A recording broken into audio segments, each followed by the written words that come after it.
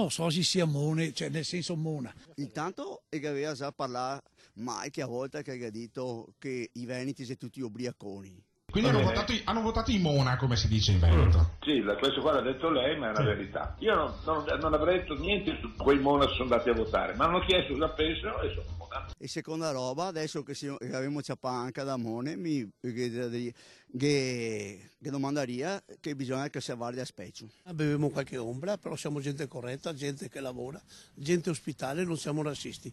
E per quanto riguarda il voto, credo di essere stato uno dei primi ad andare a votare, le 7. Autonomia da chi? Da chi dei marziani? Stiamo cercando di unirci proprio per diventare più civili, più tutto, e questa qua è autonomia.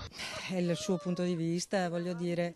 Io sinceramente fino all'ultimo momento ero indecisa se votare sì o votare no, però alla fine sono andata e ho votato sì. Se c'è qualcuno che si sente offeso da un pensiero diverso dal proprio, allora lì entriamo in un discorso di tipo intelligente o meno. I contadini là che parlano neanche italiano, cosa che votano? Me non mi sento assolutamente Mona, penso che lui abbia diritto di esprimere la sua idea come le altre persone abbiano diritto di esprimere la loro. Lui insomma spara quello che deve sparare, ma noi altri veneti, come ho detto prima, sì, non siamo Mone.